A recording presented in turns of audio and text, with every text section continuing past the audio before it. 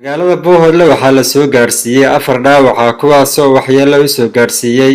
xayawaanka shabeelka. Dhacdadan ayaa ka dhacday subaxnimadii hore saaka deegaanka lagu magacaabo Geel ku sooran ee kaga beegan magaalada Bohol ee dhanka koonfureed. Dhaawacyadan ayaa lagu daaweynayaa mid ka mid ah goobaha caafimaadka ee magaalada Bohol. Maraan halkaasi ku booqanay ayaa waxay naga warameen xaaladooda. saaka aroortii yaa qayladoon baal aragga cunay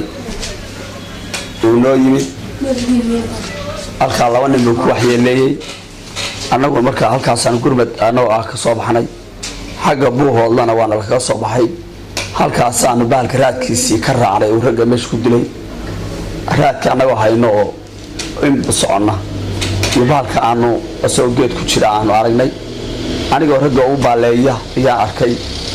markaan waa kana way soo booday halka baalkaas halka goshi u dhaw wuxuu u turay wadan iyo wadanka hay baalkaas waa naga markuu ka kacay naga dhax kacayna rag buu ninka ay dul fadhiyo qabsaday baalkii adigu ninkaasna madaxu waxyeello weyn buu ninkaan u geystay baalkii aakhir halkaas lagu dilay xarunta caafimaadka Bohol Noor Clinic and Pharmacy Bohol lagu keenay 4 qof oo dhaawac ah oo uu soo laagay baalka la yiraahdo shabeel oo uu ku soo laagay meel 22 kiiloomitir xagga Itoobiya ah oo magaceedu la yiraahdo Geel ku sooran 4 qof 3 kamid ah waa okay 4 way fiican yihiin wax emergency oo xaalad baalkan waxyeelada anaga noo geystay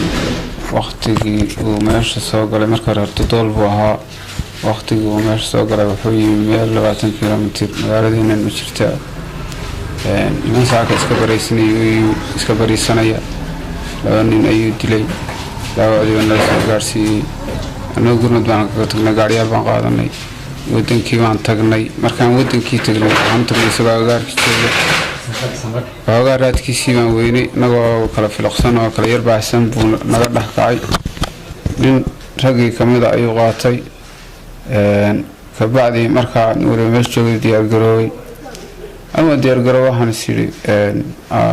baalkiyuuna tegin dhinacaan ragga waan ugu xigay markaa lowgaan u laabay waan fadhiistay oo igu soo orday anigu isku kay soo beegay ninkan garabkaygu fadhiyey oo la yidhaahdo dalab duraan markii uu isku kay soo beegayna